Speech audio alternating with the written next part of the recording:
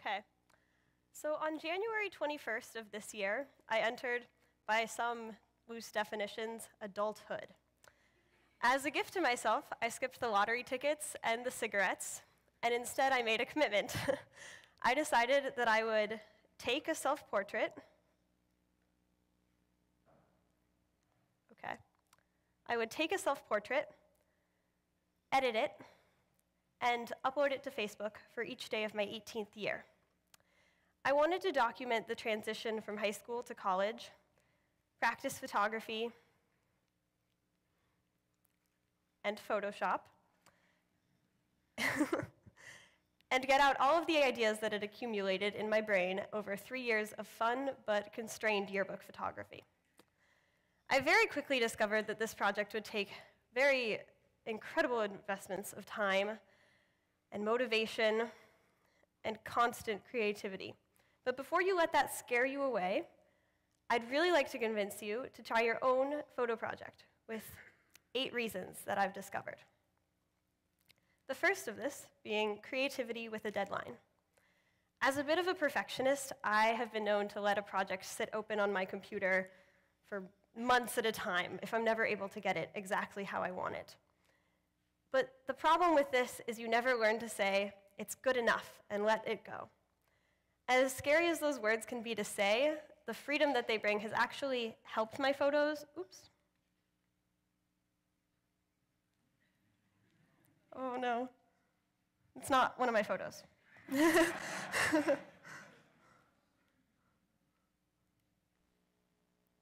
I don't know what it's doing.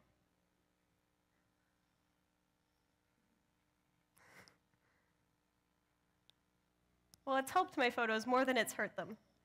That's what I was going for.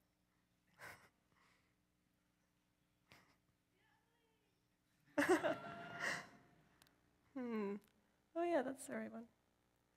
Sorry.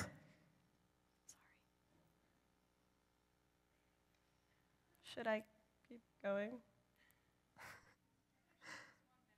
Okay, we're giving it 1 minute for Prezi.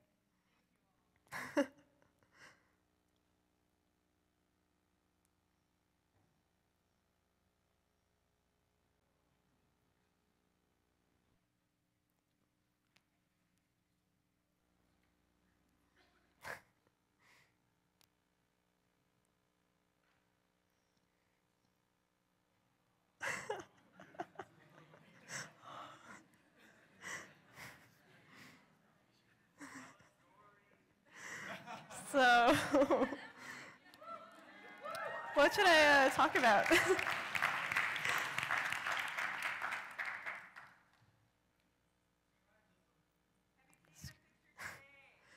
No, actually, but I know what I'm doing for today, you could say.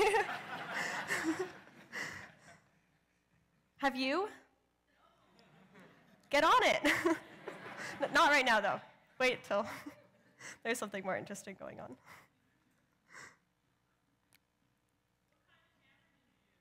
Oh, that's a good question. It's right back there. It's a 3-year-old Canon Rebel XS. So they don't make them anymore, so it's like a little bit special, and it doesn't have video or anything, but I love it very dearly. January 21st. That's my birthday. Oh, like ever? Oh, I thought you meant daily pictures. I guess for yearbook, so that was like 3 years ago. But I don't know. I'm not someone who's like, oh, and then I received my first camera and my life changed forever, so I don't know. I actually touch on that later, but as a sneak preview, I know what I'm doing for my 19th year, but it's kind of a secret. I probably won't tell you if you ask. I don't want to commit. It's a little early for that. I'll have to make it through 18 first. Yeah, I'll have to make it off the stage if I ever want to. Okay.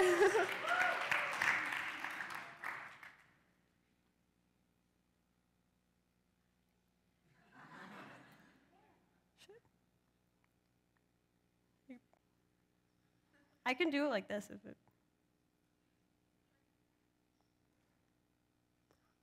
Oh, yeah. Okay. I'm going to go back, though, if that's okay.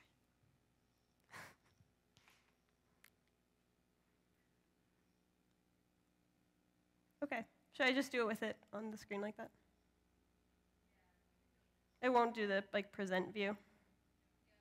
Okay, I'll just do that. Okay. So, where was I? Oh, yeah, I'll look at the photo to remember. Right, creativity with a deadline. Working backwards here. Oh, yeah, thank you, Thomas. It's actually helped my photos more than it's hurt them. And if you forget what the "it" is in that sentence, it was learning to say it's good enough.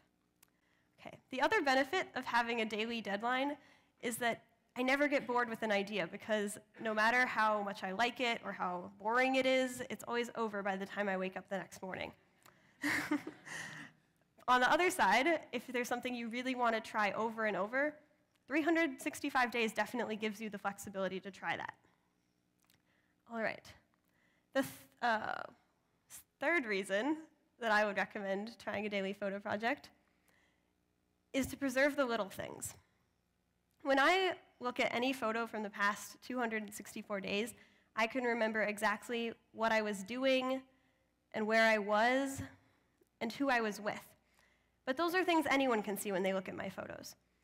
More personally, I know things like how I felt on a given day or what actually mattered in that moment.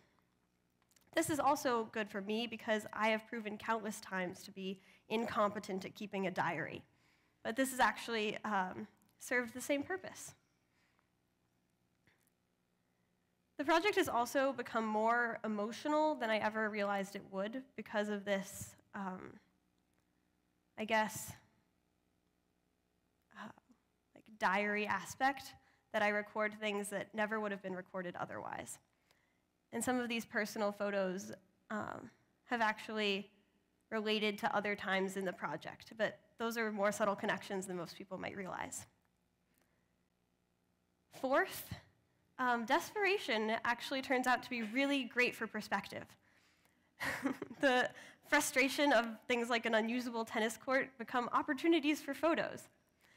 And even when you aren't looking for places to find new creativity, they jump out at you when you need one for that day. In my experience, leaves have turned into jungle gyms, and refrigerators and car headlights turn out to be really interesting sources of light. My scanner has doubled as my camera because using the same camera every day does get a little old. And photo paper has actually turned into a fabric that I tried to use. Now, the problem with a daily photo is that regardless of how good you are at photography, or whether your first project photo is the first photo you've ever taken, you will have good days and you will have bad days. It's inevitable. These streaks of highs and lows can last for weeks at a time, like when I was sick and later noticed a 5-day-long period of very colorless and generally unhappy photos. Your project won't always be what you expected when you started out. On this day, I actually forgot that I was supposed to take a daily photo until after I had fallen asleep. Woke up, dragged my camera outside, and got to bed a couple minutes later. So on the other side, even though there are days that will disappoint you, the results can surprise you as well.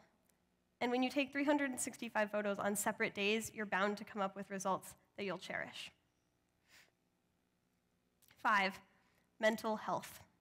There are very few rituals that hold enough meaning to be included in our routines every single day without fail. I was honestly shocked when I realized that I was on my 100th day and later altered my photo to show how exciting that was. But after that point, as time wore on, it became something that was less of a burden and more of a comfort within the day. It was a time when any anxiety was reduced to the stress of sprinting away from the camera fast enough to get into position, and any problems were ones that I could solve in Photoshop that night. 6, adventures. I have done many more interesting things and seen many more interesting places than I might have otherwise. Because if I didn't, my photos would get boring very quickly. I've used my project as an excuse to go to bookstores and bake cakes and pull out toys from my childhood.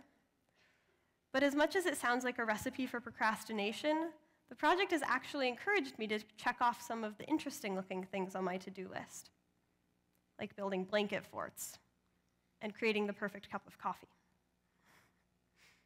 My parents have also benefited from this desire to do interesting-looking things, as I've taken weekend jobs and done the laundry and shoveled snow for them. 7, taking risks. Before I started my project, I was never forced to stretch myself creatively or logistically for a photo. But pretty soon I realized that I would have to try things that I had never thought of before. A year ago, you could never have convinced me to tape my camera to a moving scooter. And I definitely would have scrolled past a tutorial if it included safety goggles in the required materials, like this one did. I also have learned that you can get kicked out of Target for using your tripod and camera. I'm in no way implying that you should necessarily take these risks. The people at the Denver Art Museum did nothing to deserve my small act of rebellion. But the people at the airport, as well, are definitely not looking for any hooligans staying on the train after asked for all passengers to please depart. But as much as these risks may have been bad decisions, they turned into photos that I'm really glad I have. And I've become unusually comfortable with getting concerned looks from strangers and balancing my camera just precariously enough that it never has quite been hurt in a fall. I've learned things that I want to extend beyond my photo project, like the fact that you should always pull over at a playground, or when you see a pile of rocks on the side of the road that looks like it might contain fossils. But that's the geologist in me speaking. Some of the photos that look the safest were the ones that actually turned out to be much more dangerous, like when you're using your cat as a model. The 8th point is the last, in my mind the most important, and definitely the most unexpected of this experience, and that is impact on others. When I started out posting my photos, I was only putting them up for others to see based on some guide to accountability from a dentist's office or something. But very quickly, people became interested in what I was doing. And my favorite records of the project are not the photos themselves, but the responses I've received. Like the note from a classmate at graduation admitting that she'd started a blog because of my project, but she hadn't told anyone else about it. Or the kindness of a future Carleton classmate sending a camera remote in the mail completely unexpectedly. For the people around me, holding tennis balls and constructing light paintings, and even stopping in the middle of intense games of hearts have become their new normal, as much as carrying a tripod everywhere I go has become mine. It's really more of a team effort than an individual one at this point, as much as it seems individualistic in the photos. So, I guess the next question is, what do you do next? As we inadvertently figured out during the pause, I already know what I'm doing for my 19th year, and I already know what I'm doing for today's photo, so I want you to consider what your plans are. Luckily, it's a hard question, so I've budgeted a few moments for you to think about it, but I'll be right back, and I hope you have a plan.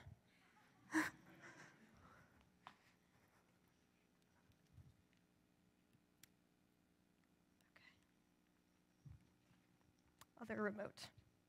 Ready? Smile. You won't be able to see you. Oh, I'll look like I'm giving my talk. Okay. So, do you have your plans yet? Because I hope if I've had any influence on you, there's some form of photography in your future. And if there is, good luck. I can't wait to see what you create. Thank you.